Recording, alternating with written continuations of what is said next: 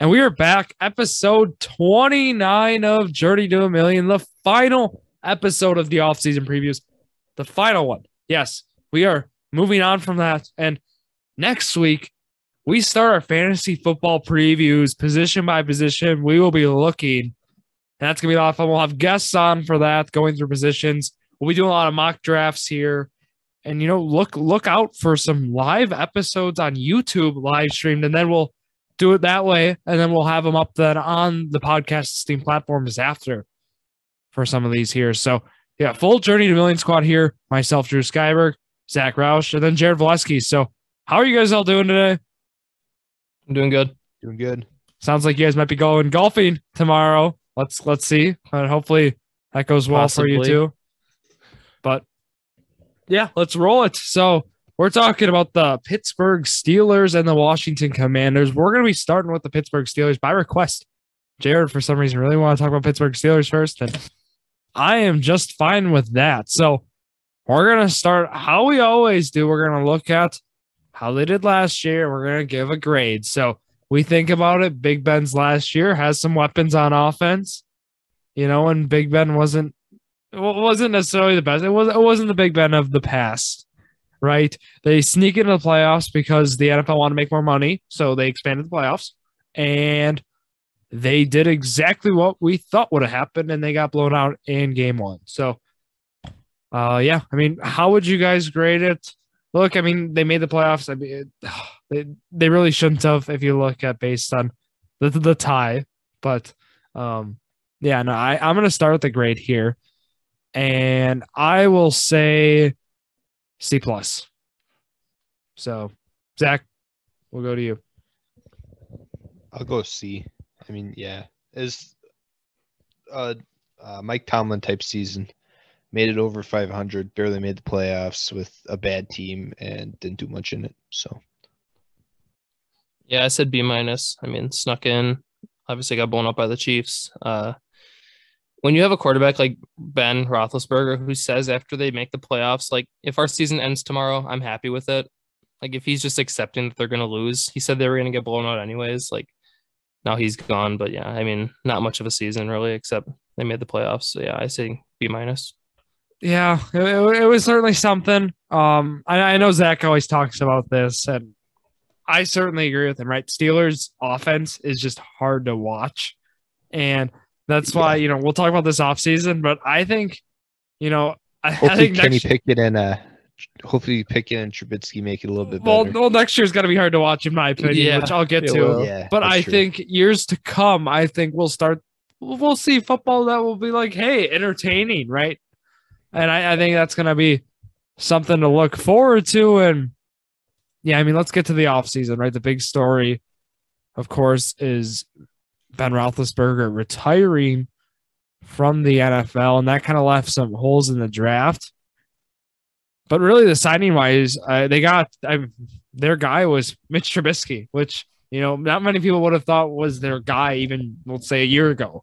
What do you guys think about getting Mitch Trubisky to replace Big Ben? Well, as like a placeholder, right? I saw people saying like that Trubisky didn't really get a good chance, and he was actually a decent quarterback when he played, like on the Bears. They didn't have much of a team around him, but people are comparing stats of like, Kyler Murray to Trubisky and stuff, and showing how he's actually not the worst quarterback. So I thought he was going to get his chance, and he probably still will as a 1 or 2, depends who they go with him or Pickett. They're going to go with, they announced they're starting with Trubisky, it sounds like, or at least he's the front runner, is what I've heard, Zach. Right? Have you heard? Yeah, that's what I've heard too. And I like its competition.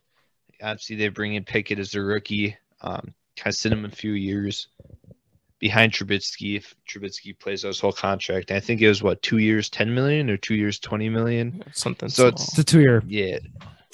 So it's nothing huge. Even if he is a backup, yeah, it'll be an expensive backup. But it's still someone to sit under rookie quarterbacks. So overall, their quarterback room isn't terribly expensive. And I think with Tomlin and the Steelers coaching staff, which is a huge improvement over obviously Chicago's coaching staff when Trubisky was there, we could see him return to maybe his 2018 form when the Bears won the division. And I think if the Steelers can get that out of Trubisky, I think they'd be happy with that.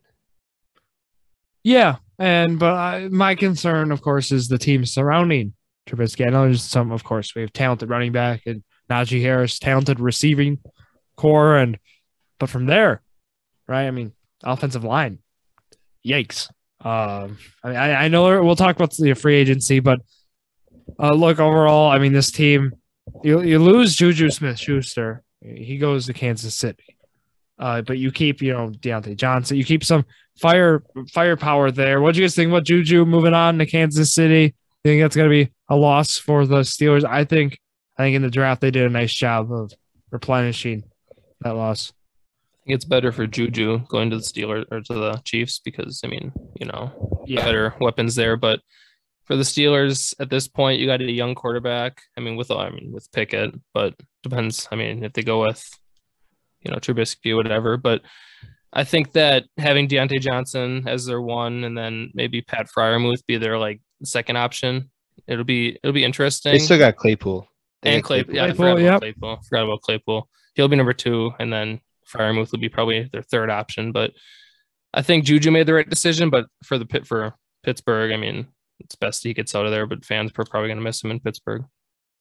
Yeah, Drew, I don't know if you're going to go into this, but outside of the offensive line, the Steelers' offense is pretty good. I mean, they got a good receiving core. They got a good upcoming tight end. They got Najee Harris. Basically, all the quarterback needs besides that is a good offensive line, which obviously they don't have, and that was the weak point of their offense last year. And they did kind of address it a little bit this year, but they still have a lot of work to do. So if they can get the offensive line to play a little bit better, I think they have the weapons to for Pickett to develop into a franchise quarterback. I also think, Zach, that was partially due to Ben Roethlisberger's inability to be mobile. They relied on the line so much because he was just a pocket passer, and maybe he was a more mobile quarterback. Yeah. Even if you watched Najee's runs, he'd be getting hit in the backfield on half his carries. And if he wasn't getting hit in the backfield, it'd be 1 or 2 yards after. Mm-hmm. So it's the run game too. They don't have anybody on that offensive line that can be consistent and is a good lineman. My thing is, okay, well then address it in the draft. And you know what they did? They didn't do that. They drafted 0 offensive linemen. So my whole thing was, go out, maybe fix that. We're in agreement, Zach. Their offense is, it's a pretty good offense. It's in the upper half in the NFL as an offensive unit. But when you take into account the offensive line, it's going to be a total mess, I think, this year. I mean, I know Pat Freiermuth is a guy, which we'll get into in a fantasy outlook. He's projected, have a big year, right? But with this offensive line, I mean, I don't know if I'm really buying into Pat Freiermuth, at least in this next year, with possibly Trubisky if it is him right now, which it sounds like it will be. But I don't know about in this year if I'm looking at Pat Freiermuth. But let's get to the draft stuff here, guys. We have to talk about it, of course, and how it's kind of impacted it, right? Kenny Pickett, they go out, they address the quarterback need. Round 1, right away, they go get Kenny Pickett, quarterback out of Pittsburgh. Nice story, goes to college in Pittsburgh and then plays for the Steelers. So with that, Kenny Pickett taking him 20th overall, were you guys a fan of them getting Pickett? Did you want them to wait for Malik Willis? What did you guys want from Steelers? My question is, if they didn't take him at 20, do you think they could have gotten him at 52, or do you think someone would have actually taken him? Because no quarterback went till Malik Willis to the Titans in the third round, I want to say. Yeah. So I think, maybe they wait a little bit, or they might have had to trade up if they thought that the team was pursuing him. But I don't know. I think it might have been a little too early. Maybe they jumped the gun a little bit on that one. I think they could have waited until the first, second round, kind of in between there. But I think even though there's reports coming around that Malik Willis, Kenny Pickett, they're the 1 and 2, and nobody really knew what was going on with the quarterbacks, I think it was kind of league-wide thing that Pickett was the top quarterback. So I think if the Steelers weren't to taking him at 20, he would have went in the second round. If that was at the Steelers pick or before, I don't know where, but I think he would have went before Willis, even if the Steelers did not take him.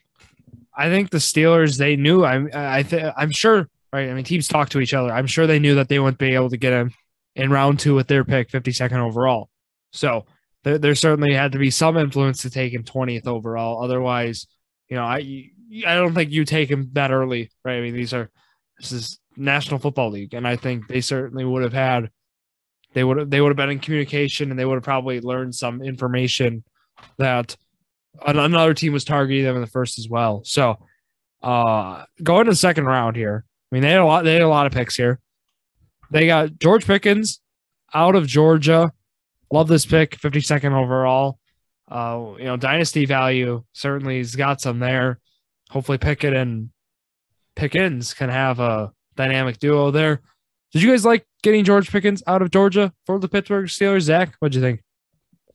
Yeah, like it replaces Juju very well. It gives them that third receiver. And I think obviously I did my mock drafts, everything, and I had him going at the end of the first round. One of the guys that I wanted the Packers to target. And then he started dropping, and he dropped all the way to Steelers, which I was really a big fan of it for the Steelers. I think Pickens has the potential to be a great receiver. Yeah, I agree. Good Juju replacement. He'll fit in with that offense pretty well. DeMarvin Leal out of Texas A&M goes in round 3, a defensive tackle. I'm going to go through these. Calvin Austin out of Memphis, a wide receiver again. There, round 4. Round 6, Connor Hayward, tight end out of Michigan State. They get him there. Interesting pick. And then Mark Robinson, linebacker out of Ole Miss. And then another quarterback, Chris Aludokin out of South Dakota State. So you get 2 quarterbacks. You sandwich it, right? You get a quarterback in your first pick, quarterback last. My story, I mean, there's questions for me for getting Connor Hayward, another tight end. I know we've seen teams with like three tight end sets, and even, I know it's no guarantee that Connor Hayward's even, on the roster at this point, right? Or even with the team, like playing big games or even minutes at all. But what did you guys think about Connor Hayward getting drafted? I mean, with kind of Pat Freiermuth too. I mean, a guy we mentioned. I know Zach, I believe you have in a dynasty league. What do you guys think tried to about? Get him, but I couldn't get him. Oh, you couldn't get him? No. Well, you get my point, right? I mean, yeah. Pat Freiermuth, like, what's the attraction to him? And getting another tight end like Connor Hayward, he could be like a blocking. I guess that's kind of what I'm saying. Like Mercedes Lewis is kind of where I'm going with this. Are you like a Jack Doyle? Yeah. Okay. Yep. Jared with your Colts. Are you worried about a guy like Connor Hayward? Not one bit. I think he's going to be a special team blocker. Just that's what I'm saying, guys. I don't think he's going to take into minutes. I don't think he's going to get targets. He might get 1 or 2, but that's it. Yeah. Going through that draft, like we said, it was an interesting one. Not really getting the offensive line pieces. Maybe they are confident. They have a plan, right? Obviously, if they're going to go take this route in the draft. And you know what they did? I mean, after the draft, they got those guys. They re-signed. I mean, this was recently Minkah Fitzpatrick. So locking down one of their cornerstone pieces on a defense to a 5-year contract. That was kind of a big thing. Larry, is it Ogunjobi? Or Ogunjobi? Ogunjobi. Yeah, Ogunjobi, I meant. Yep. Because he was a target, right, for the Jets. The Jets were kind of linked to him. I think we talked about that even. Jets off-season preview. But that didn't happen. And Larry Ogunjobi ends up as a Steeler defensive tackle. So I think the defense, I mean, if you're looking year to year here, the defense didn't fall off at all. I think they maintained their ground. And that's still going to be a strength of this team. Stephon Tuitt, though, to talk about, he did retire. I got to include that one, too. But, I mean, we can even throw some fantasy outlook right away here with the defense. I mean, do you guys think this still will be a top 5 defensive unit? I'd probably say top 3. Yeah. I don't know if I'd go that high. Because think about how long – I think their defense is going to be on the field a lot. I think their defense is going to be their shining point this year. Put together good drives, though. I think they're going to get worn down. Yeah. That's the thing, yeah. I mean, think about last year how the Steelers played, right? Their offense, they had a lot of 3-and-outs. This defense, if you watch Steelers games, you could see they're getting tired. You'd see Cam Hayward. You'd see TJ Watt. Like, they were gassed during games. So that's never something you want for your fantasy defenses. And then also, while they have Fitzpatrick and they have Edmonds as their safeties, their corners aren't that good. So that's probably like the one weakness of their defense is their corners. Obviously, they have the pass rush to kind of offset that a little bit, but I would probably have them in the 5 to 7 range, something like that. I'll tell you guys. Hold on. Pittsburgh Steelers, they were 16th last year, tied for 16th in defensive special teams total points. So, just to keep that in mind. I mean, they actually weren't as great as we necessarily thought they were, averaging 6.5 a game. So, I mean, kind of test to Zach's point. On paper, they look amazing, but I guess on paper, don't back it up. You got to remember this the offense offense doesn't help them at all. Yep. Yeah. The offense doesn't help them at all. That's I guess if your offense took them. Yeah. If their Going offense 3-0. would have been better last year, they probably would have been top 10. Yeah, defense gets a stop, offense goes 3 and out. Yeah. I guess you get it makes them a lot more tired. You're tired. back on the field. Yeah. And because we're going through in those fantasy previews, I mean, we're going to be going through each position. We're even going to go through the defenses and special teams. Do an episode with those and kickers, combine those two, which because it's hard to really analyze the kickers here. But look, I mean, that's going to be a story for that because I bring this up because if we take the Pittsburgh Steelers, number 16, they averaged 6.5 a game, and number 1 was Dallas Cowboys averaging 10.9. That's a 4.4 point difference per game. I mean, that's pretty big margin if you think Cowboys. The Cowboys decides a lot of weeks. That does. Wow. That's kind of why I bring that up here, and yeah. So from there, let's go into our prediction challenge here for the Pittsburgh Steelers. I have the opponents up, and I will read them here. 17 of them, of course. Let's go. At Cincinnati, hosting New England. At Cleveland, hosting New York, the Jets. At Buffalo, hosting Tampa Bay. At Miami. At Philadelphia. The bye week, hosting New Orleans. Hosting Cincinnati. At Indianapolis to face Jared's Colts. At Atlanta, hosting Baltimore. At Carolina, hosting the Las Vegas Raiders. At Baltimore, and then hosting the Cleveland Browns. Jared, we'll start with you. That's a tough schedule. I mean, they finished second in their division. I don't know where you guys are going, but I'm going as low as 4-13. Yeah, I think that they're going to be one of, if not the worst team. I mean, Mitch Trubisky is their starting quarterback. I think dumpster fire. Zach, this is my bold pick.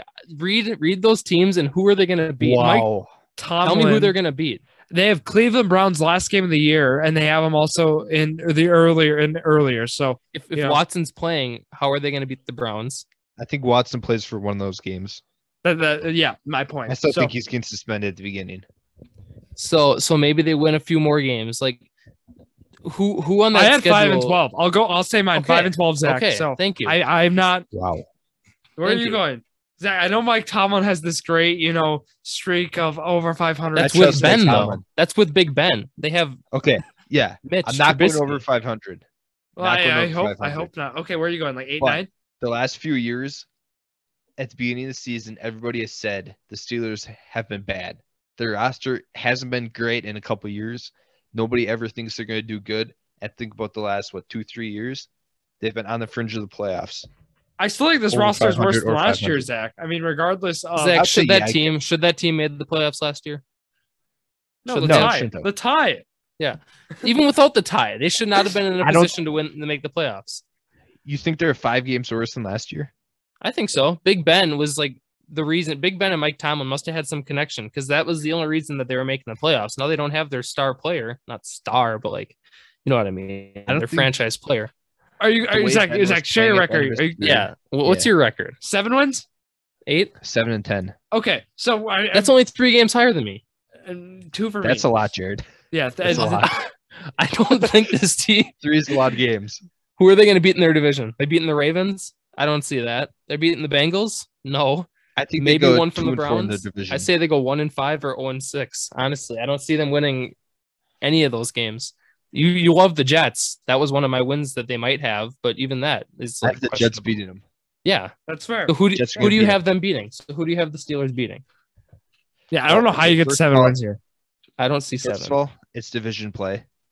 So we've seen some crazy stuff in divisions. They always play the Ravens tough. Yeah. So they can take 1 from the Ravens. Okay. That's 1 out of 7. And then I think they beat the Browns without Deshaun Watson. Yep. So that's 2. Okay. What about the And Bills, then- Buccaneers, They Eagles, can Saints? beat Cincinnati in a game. I have them beating the Panthers. I have Maybe them Cincinnati. beating the Falcons. Panthers, yes. 4 or Eagles, 5. I have them yes.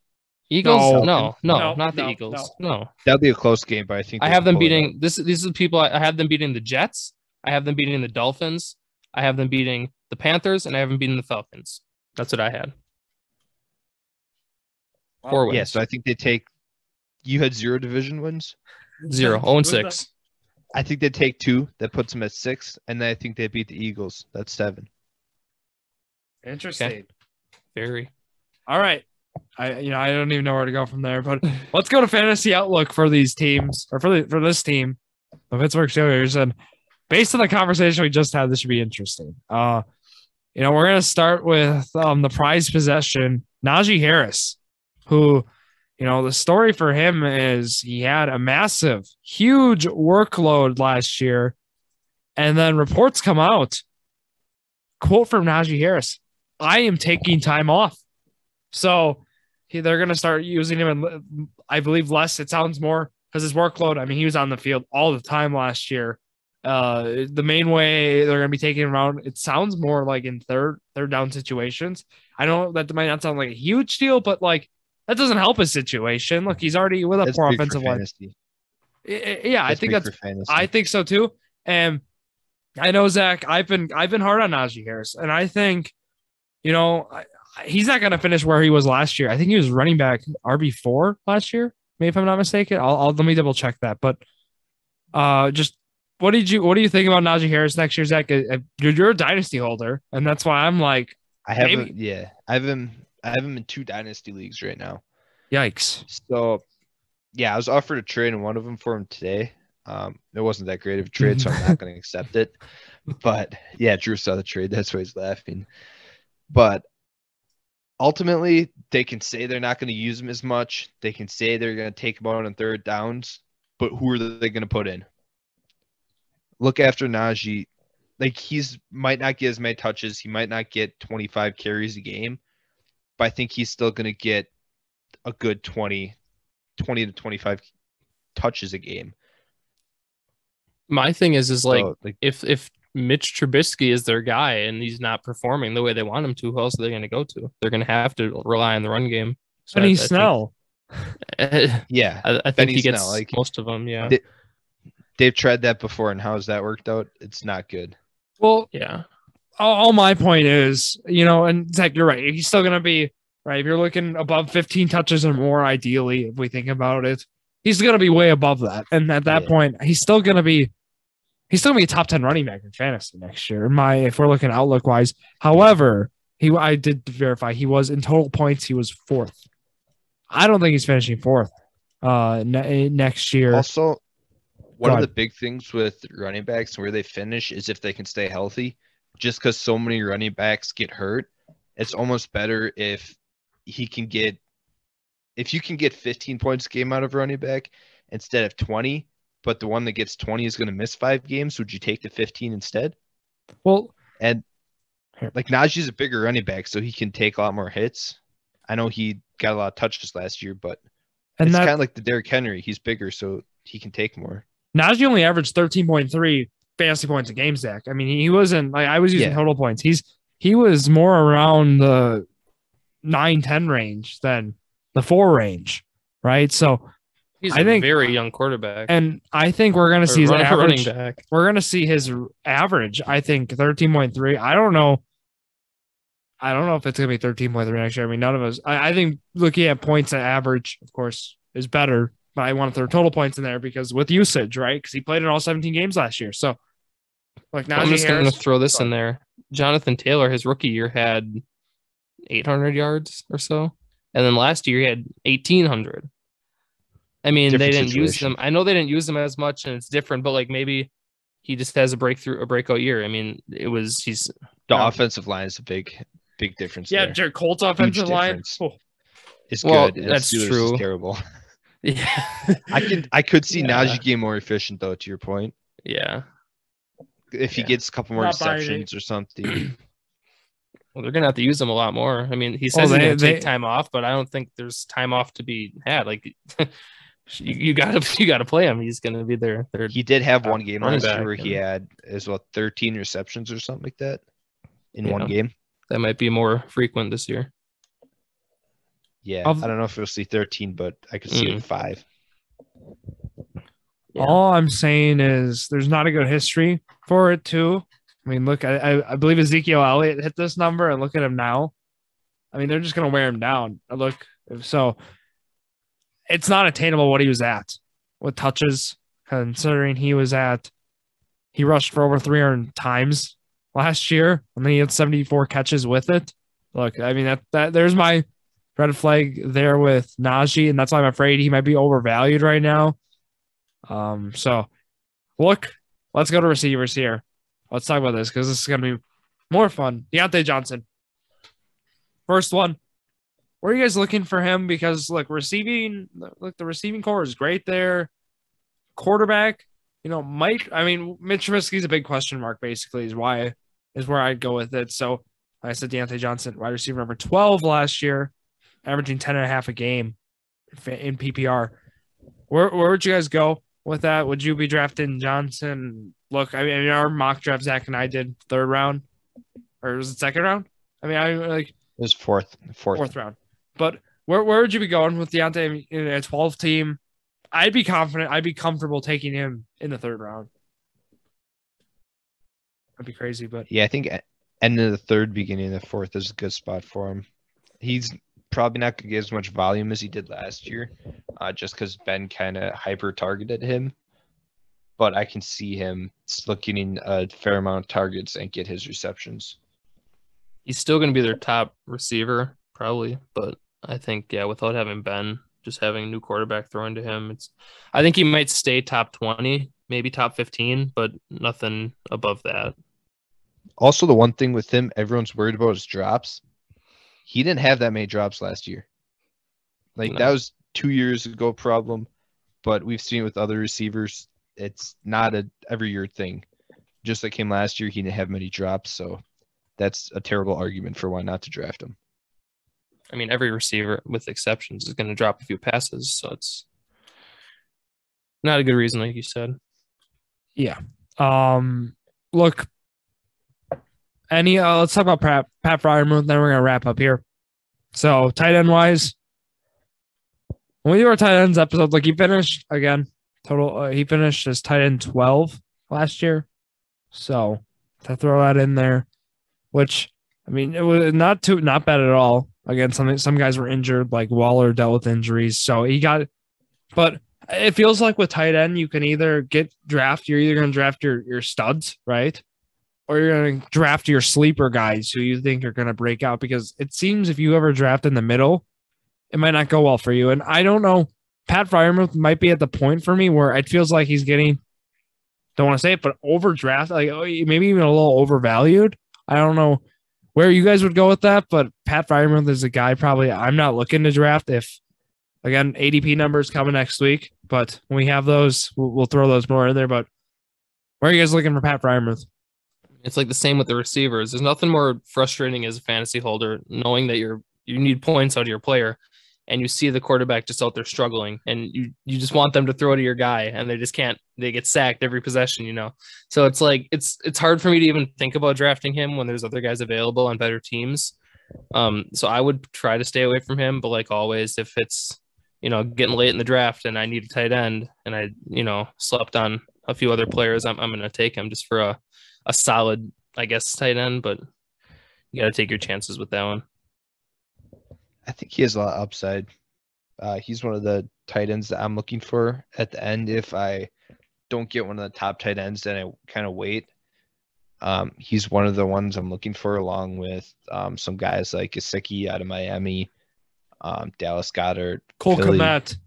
Cole Kmet. I'm on that Chicago's train. Another good one. Yeah, but I can see Pickett, Trubisky having a lot of little checkdowns. I think it'll be good for Freiermuth. Also, I think Ebron's gone, right? I think he left this offseason. Who? But I know he had Eric Ebron. Yeah, Ebron. Is he gone? He had some drop issues last year as well. So Eric Ebron is still a free agent right now. Okay. Yeah. God, I hate Eric Ebron. When he was on the Colts, after he left, he kept tweeting stuff when we played the Steelers last year and stuff like, "Oh my God, I'm so much better than the Colts. I don't need you." Like, he's just talking so much and whatever. That's just player stuff, but thought I'd throw that in there. Jared got mad because the NFL players said no, we beat his and team. then we beat Colts them, and it's lost to the just Jaguars, stupid. and that's all she wrote.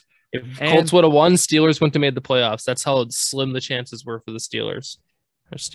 We'll be back to talk about the Commanders. Yes, we will. This episode. We're going to take a quick break here, and let's go talk about the Washington Commanders. I was recently introduced to AG1, and wow, if you're someone like me who hates taking pills and vitamins, wants more energy, and wants a more optimized immune system, let me tell you why this is the perfect supplement for you. So what is this stuff, you may ask? With one delicious scoop of AG1, you're absorbing 75 high-quality vitamins, minerals, whole food source superfoods, probiotics, and adaptogens to help you start your day right. This special blend of ingredients supports your gut health, your nervous system, your immune system, your energy, recovery, focus, and aging. It's all those things. And look, this is the perfect thing to start your morning routine, start your day off right with just one scoop of AG1 with some water. And let's talk about AG1. What makes it so great, you may ask? It contains less than 1 gram of sugar, no GMOs, no nasty chemicals or artificial anything, while still tasting good. Tons of people take some kind of multivitamin, right? And it's important to choose one with high-quality ingredients that your body will actually absorb.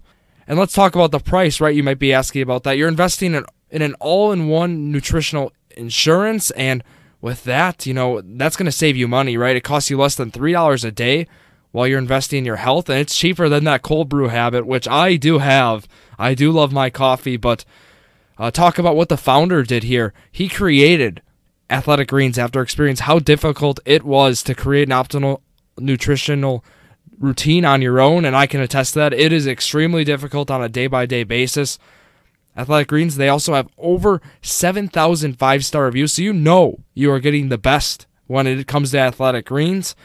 And also, they're a climate-neutral certified company, so they care about the environment. And for every purchase, they donate to organizations helping to kids in need, including No Kid Hungry here in the U.S. And right now, it is just time to reclaim your health and arm your immune system with convenient daily nutrition. It's just one scoop in a cup of water every day. That's it. No need for a million different pills and supplements to look out for your health. Look, to make it easy, Athletic Greens is going to give you 1 year supply free of immune-supporting vitamin D and 5 free travel packs with your first purchase. All you have to do is visit athleticgreens.com/emerging. Again, that is athleticgreens.com/emerging. athleticgreens.com/emerging. EMERGING. And that is to take ownership over your health and pick up the ultimate daily nutritional insurance. Episode 29 resumes on the podcast with our Thrive Fantasy thing to start here first. We got to talk about it. Come prop up with us on Thrive Fantasy. Everyone's here. Myself, Drew Skyberg, Zack Roush, and Jared Valesky. And we're going to tell you why Thrive Fantasy is the perfect daily fantasy sports app for you. And look, with Thrive, you can eliminate the countless hours of research and focus on only the top tier athletes that have the biggest impact on the match. You choose 10 out of the 20 available player props to build your lineup. Each prop is assigned a fantasy value for both the over and the under based on how likely it is to hit. And hit the most props and rack up the most points to win a share of your prize pool. And Jared, it sounds like you've been winning a lot of prize pool money. So we'll talk about what do you got rolling tonight, Thursday night while we're recording, and what do you plan to roll this weekend? So now that NBA has ended, it's basically all baseball, MLB, and gotta say I'm still up a decent amount of money from when I started. I've been doing about at least 2 to 3 contests a day, and the last few, I won 4 in a row the other day. I can say a few days ago I won. Where is it? There it is. I did a 2-legger. There's strikeout lines. I'm just gonna say when they put Sandy Alcantara in strikeouts at 5.5, he's gonna hit always. Pitching 8 innings. Why not always take it? He had 8 last time. I think 11 the first time. won that one easily. Then the next one, I won another 4-legger with Dodgers, stacked Dodgers. One before that, I won a 3-legger. Like it's a lot easier than it looks. At first, like I said, I was like, okay, you got to soak it in, find everything on the app. And once you're used to it, I mean, it's fun to use. Once you get good at it, I mean, you win a lot of money. So it's been fun so far, and I can't see that stopping. Yeah, and look, Zach, are you rolling anything in Thrive right now? I've been dabbling a little MLB, kind of getting back into it, watching baseball a little bit more. So, Jared, you may have to share some of those winning lineups with me. Well, I have one going right now. If Dean Kramer gets one more strikeout, I will be cashing in a solid, give me a second, $21.60. So there we go. Let's cheer for Dean Kramer. Yeah. So, well, I mean, Jared's on his way to Journey to Million. And if you want to join him and all three of us, use our promo code J2M when you sign up, and you will receive 100% instant first deposit match up to $100. You deposit $100, they give you $100 on top of it. Plus, if you deposit at least $10, you get 2 free contest entries. If you deposit that $100, you'll get 4 free contest entry tickets, each of them $20 value. So do the math. I mean, you're getting $180 in extra value there. Doesn't get any better than that. And all you have to do is, like we said, use promo code J2M on Thrive Fantasy, which is available everywhere. App Store, Google Play Store, or you can even visit their website, www.thrivefantasy.com. So sign up and begin your journey to $1 million today. So, I mean, that's what you got to do. You got to go roll with Thrive Fantasy, and we're going to be talking now about the Washington Commanders. Look, I mean, this is going to be an interesting one. We're going to go about it how we always do. It's our last team to talk about for the offseason. I know it's crazy, Not guys. best for last. I'll say that. Yeah. We're going to start with how they did last year. So last year was the Washington football team. So just to clear this up, what were you guys' thoughts on the Washington football team last year? Jared, we'll start with you. Give us your grade on this team.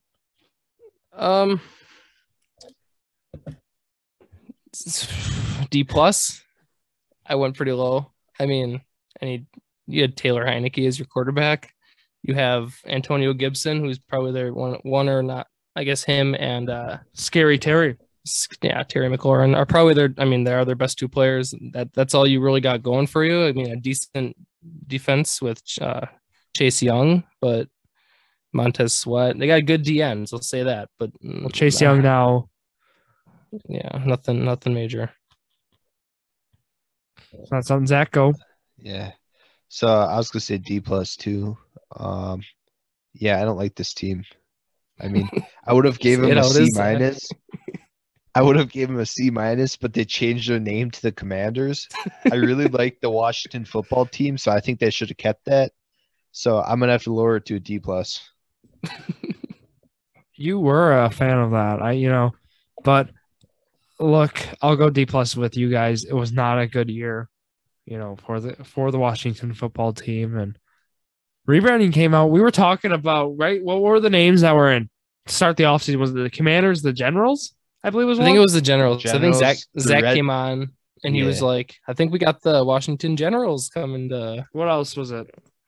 It's like the Red Jackets or something like that. There were some other ones. Look, Red Wolves. That's what it was. And they Red had Wolves. like logos written out, like drawn out for them too. You said that one looked good, didn't you? I think Red Wolves was. Yeah, I mean, their new jerseys aren't bad though, so I guess that is something positive for this team because they really don't have much. So yeah, take what you can get, I guess. Yeah, and look, I mean, that's the story for this offseason. It's like, what do you do? Right. Well, what they could get was Carson Wentz. And that's what they did. I mean, they went out, they acquired Carson Wentz from Jared's Colts. So is that their guy? Like, I mean, right now it looks like that's their guy. When you go with draft capital for a quarterback, you better be starting him. Right. So that's why he'll be their guy. Yeah. And Jared, what do you think? I mean, we got to hear your thoughts because, like, you watched him for a full season. What should Commanders fans expect out of Carson So I'll Wentz. say this. He will have games where he looks like top 10 quarterback in the league. He'll have games where he's, he'll have 300 plus passing yards, but that's with any quarterback, basically. The part where he lacks, and you guys all saw it too, is just his decision making. It is god awful. You can't throw a pick six at your own 5-yard line when you're getting sacked against a division rival in a must-win game. Like, he just doesn't have the IQ and the decision making that a good quarterback needs to lead a team to at least the playoffs. And they went out and got him, and I don't know if he'll get better at this. I mean, I think his last good year was with the Eagles, and I think it's just all downhill from here, honestly. He's not going to win them games, but he may lose them a couple games. True. That's a good way to put it. Certainly not the guy you want to have under center if you want to compete. And look, I mean, the Commanders don't want to compete is kind of how it rolls because, they really didn't make a lot of moves. They re-signed Joey Sly. If we want to throw names out, former kicker for the Panthers. Hey, they're saving for that Terry McLaurin extension. No, they're not. That hasn't came yet. There were trade rumors hasn't came yet. They were trade rumors that Terry McLaurin is up on the trade block. So I don't think that's what they're doing, Zach. I'm currently, which I mentioned these guys we talk about. I'm shopping right now, Terry McLaurin. I mean, my concerns are through the roof right now. So if I can get older too, he's not young, is he? Isn't he like 30? Zack, he's like 27. Third-round pick and Boston 27. Scott. No. And Boston. Come on, Boston Scott's good. Come on. Okay. Anyways, they exercised the 5th-year option on Montez Sweat as well. And, I mean, other than those moves, it was kind of more of a draft, of course. Was there anything that stood out for you guys, before we get to the draft for their offseason? Having a terrible owner. That doesn't help. That does not help at all. Okay, let's go to the draft. So the Washington Commanders, it was an interesting one because it felt like, of course, we've always talked about how that draft went with wide receivers, right? Felt like guys were getting pushed up, and no different with pick number 16, Jahan Dotson, a guy mocked late first round. I saw him in the second round in some mocks. I personally thought he was going to go that late. Goes at 16 to Penn State, or out of Penn State to the Commanders. So that was something that shocked me. What did you guys think, Jahan Dotson at 60? I thought this was a move nobody expected coming. I mean, he went ahead of dumbest pick of the draft. Yeah, he went ahead of players like Traylon Burks and Christian Watson. Like, he went ahead of some. Okay, that's not my problem. My problem with this, was it pick 11? They traded back with New Orleans. Yep. Chris Olave, Jameson Williams were both still on the board for their pick. They said, no, we don't want those guys. We're going to trade back 5 spots and take Jahan Dotson. They passed up Chris Olave and Jameson Williams for Jahan Dotson. Why are you stressing and they his reached name on so him much? Too. You know what? I want this guy to be the next Tyreek Hill just to prove you wrong, Zach. I hope he is, just for his own sake. But it's a terrible move. Yeah, I mean, it's terrible. Guys like Olave and Williams, right? I mean, guys who we see head and shoulders above Dotson. I don't know what they saw in Dotson. Again, I haven't really followed the Commanders. I haven't watched press conferences to see what they saw in him. But look, I mean, Zach's right. This was not a move, that anyone should be looking at and praising. This is more of a move where there's a lot of question marks with it. But maybe they're going to prove us wrong. And look, I think this pick might turn out to be the Jordan Love pick of the draft. Possibly. Yeah, could go there. Yeah. In round 2, they get Fedarian Mathis out of Alabama, the D tackle. They get Brian Robinson. That's an interesting one. That always points when you see a running back go in the 3rd round or any round in a draft, and you have a guy like Antonio Gibson who might be on his way out in a couple of years. Just saying. Keep that name in mind. I don't think Brian Robinson's the answer. Well, Zach. Yeah, but why would you waste a 3rd round pick on someone if you're not going to use them? I think he will be. We just talked about what they did in the 1st round. Who knows? Let's keep going. Percy Butler, safety goes then. Sam Howell. They get a quarterback. They get North Carolina. So they get a quarterback later here, which is interesting. Do they see Sam Howell as a future as a Commander? Is he their backup, or is there someone else in there I'm forgetting about? Him and Heineke. Heineke's still there. Yeah. Yeah. So there's gonna be competition there, and then they're gonna work Howell in the mix. It sounds like Cole Turner, tight end out of Nevada goes. Chris Paul, offensive lineman, and Christian NBA Holmes, star. Chris Paul. Oklahoma State. No, because this Chris Paul is 6'4", 331 pounds. So not that one. Oh, But Christian Holmes, then, a size. cornerback out of Oklahoma State. So this draft was actually, I know we didn't talk about this one a lot as a loser when we talked about draft stuff, but like, I mean, like, it's hard. It's hard to, say what it was, but it was not good. I don't know if there's a player or a position they could have went out and drafted that would have made people been like, okay, that's a good pick. Because this team is just such a mess right now that it's like, I understand Dotson wasn't a good pick, but I mean, Chris Olave would have been a good pick, right? I think receiver was the way to go. They just didn't go about it the way they should have. Yeah. That's how I felt looking at it as well. I don't know. No, this is an interesting draft. Moves wise, like I said, they didn't make really any moves either. I mean, they just lost guys if you look at it. So it's hard to just look through it and say, oh, they signed this guy, they did this, they did this. No, they traded for Carson Wentz. I mean, they re-signed a few of their backup players. They got and some other stars like Andrew Norwell. They signed.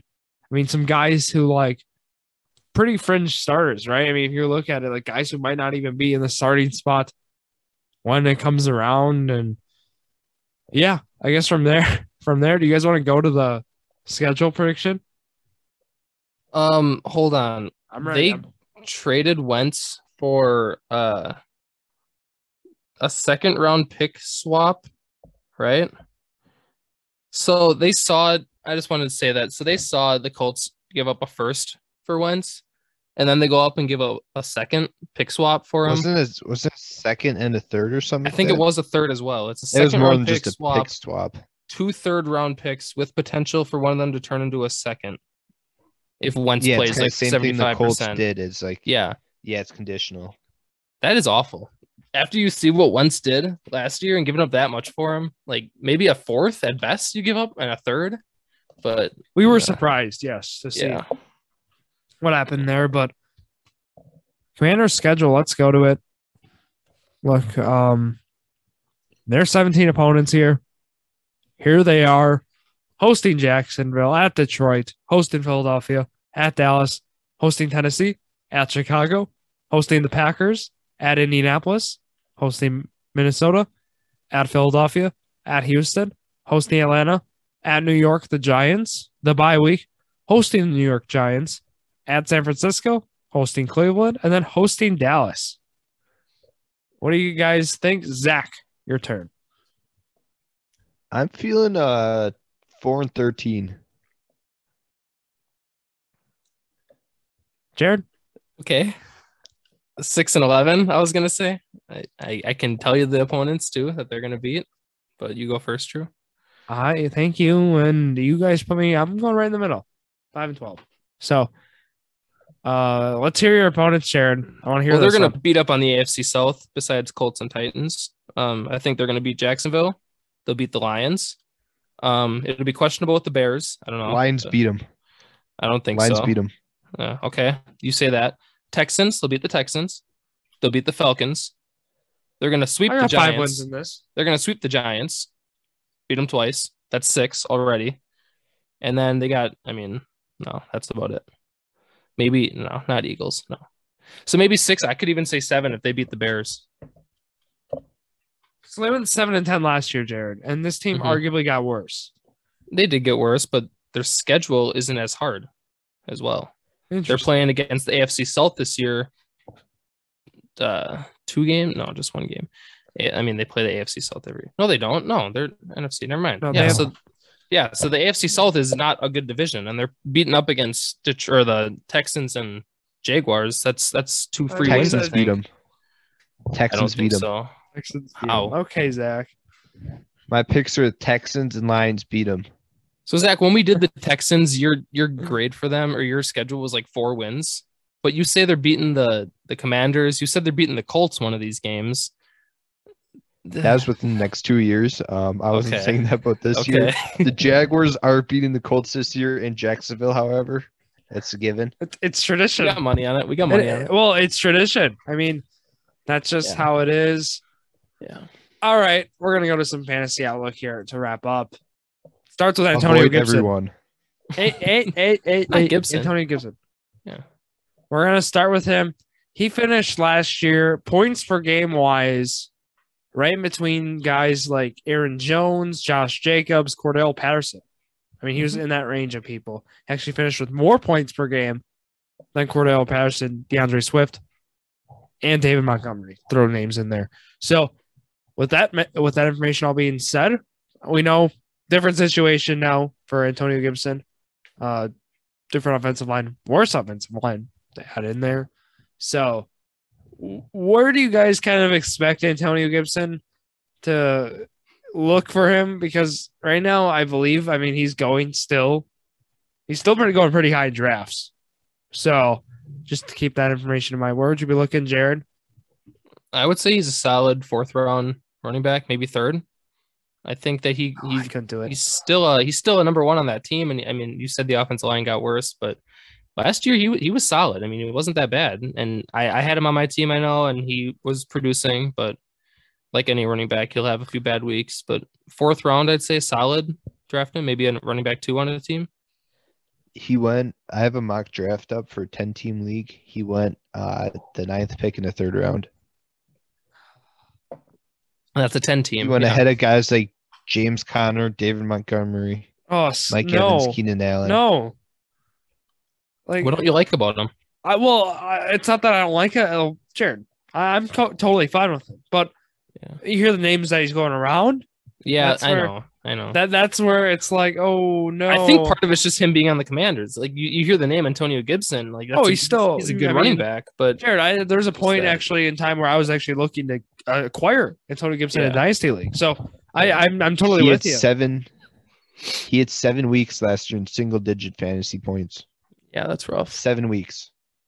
That's more than like 3. Averaging 11.7 a game, which still put him in the top. What that means? 15? What that means is if he had 7 games with single digits and he still averaged, what do you say, 11? He averaged 11.7 a game. So he probably had some 20 weeks in there. It was he had a couple, but still, inconsistency is one of the things you look to avoid in fantasy football. And you want consistent guys. A couple of years ago, 2 years ago, I know he emerged at the end of that season. So going into last year, he was a solid pick, and I think that continues into this year. Well, Jared, if we ever have a draft together, you can have them. Yeah, I'll let you take him. Okay, I'll make that clear. I'm not looking for him. I'm all for it, Jared. You take him third round. Like Drew said, if there's Montgomery and Jones around him, you're taking them first. But exactly, I'm not going to be mad by getting Gibson. I'm not going to be mad. All right, guys, we're gonna talk about Terry McLaurin. Last one here. We're not gonna do Carson Wentz fantasy outlook. I'm not doing it. Not doing it. What about Logan Thomas? Huh? All right, no, okay. We're gonna be talking. We'll say that for the tight end fantasy outlook if you really want to dig into that. But Terry McLaurin, for the Washington Commanders, feels weird that we're like with him here. Like I mean, last year in total points wise. Wide receiver 24. He only averaged 8 points a game. I mean, talk about yikes. With the top guys, I mean, Cooper Kupp, of course, averaging 17.3 a game. I mean, I don't expect, but like you're looking for arguably a guy to average 10 or more, right? I mean, for a guy like Terry McLaurin, especially, I would hope he'd be averaging 10 or more a game. 8 is what we got out of him last year. And like I said, that ranked him in, was wide receiver 24, but average wise, I mean, we're looking even lower. So Terry McLaurin, I mean, right now he's sitting out still. Contract still has not been worked together. Zach, could you give me some mock draft numbers for where he is going right now? And the same 10-team mock draft. Yep. He went 9th pick of the 5th round. He went before guys like Michael Pittman, Chris Godwin, Jerry Jeudy, Allen Robinson. Why? The mock draft we did too, Zach, which was something, but he went before Joe Burrow and Lamar for quarterback kind of comparison too. Okay, maybe last year wasn't the best, but Terry McLaurin has always been that consistent guy who's going to get 100 yards a game, basically. Like he's been that guy, not every Jared, game. did you look at his stats? No, a couple years ago he was stats? so consistent. He was putting up 80 plus yards a game. Like last year might not have been the best, but he's been putting up decent numbers every game. Last year he had 4 weeks where he put up double-digit fantasy points. 4 all season. Taylor Heineke. He's got Carson Wentz now. I mean, it's upgrade. Still 4. Upgrade. Terry McLaurin, look, he's not likely to be traded either. I just want to throw that out there. Like he's going to probably be with Carson Wentz. I mean, Jared. Yeah. We know. Like, By the way, Pittman I don't think so. I really don't think so because they were actively shopping him. Like they weren't just looking. The reports, Jared. The reports a week ago were not that he's staying. A week ago they were saying they're actively looking to shop him. So I don't know. I know that there were some targets. There were some teams looking at him. I think he'll stay Commander, and I think 5th round. Look, I'm not okay with Pittman or Judy going ahead of him. I think Pittman, Jared. Look, both of us can agree on this. Michael Pittman should be going. Round 5 or earlier. I mean, maybe even round 4. I might even throw that out there. We'll talk about that in the receiver episode, but I think Michael Pittman is very underrated, and these mock drafts have been something. As I said, like Zack and I, just to go back to the mock draft we did last weekend, it was something. Look, a lot of stuff happened, and I mean, there's a poll. It was on our Instagram that came out yesterday on Thursday. So if you want to go check that out, but. Yeah, I mean, anything else guys have on Terry McLaurin, or do you guys want to wrap up here? Do you have a list, ADP, of top receivers? Jared, that starts in the fantasy series next week. As of last year? Okay, well, hold on, because Pittman was like top 15. Okay, whatever. Oh, if you want to rank, Pittman should go ahead of McLaurin. Yeah, Pittman should go ahead of him. Pittman was 16. Judy should go ahead of him. Allen Robinson should go ahead of him. Yeah, he should not be going where he is. He should be going at. Can I say? I'm going to go as far. I'm going to say he should be going at the Darnell Mooney level. I think he should be going with guys like him. I'd put him in that tier just based on that situation. Placement. Yeah, just to be fair, that would be the comp I would give right now with him. Also, people saying that if he had a good quarterback, he'd be a top 5 receiver. Who is saying that, Zach? I want to know that because that is foolish. Terry McLaurin, everyone says he's underrated because he is a bad quarterback. Instagram has a lot of fantasy football accounts. So yeah, there's a lot of stuff. Granted, McLaurin, he would be a lot better, but he would not be top 5. Come on, yeah, that's putting him with guys. Again, I'm gonna read top 5 last year. Cooper Kupp, Deebo Samuel, Jamar Chase, Justin Jefferson, Devontae Adams. No. But we'll wrap up here now. So, social media, Instagram, of course, to start, Drew Sports Crew on there, and the Twitter, Facebook, Drew's Sports Crew. And look, you can hear us tomorrow night, Saturday night at the Oshkosh Arena. Your Wisconsin Glow are facing the Detroit Queens. Tip off at 7 p.m.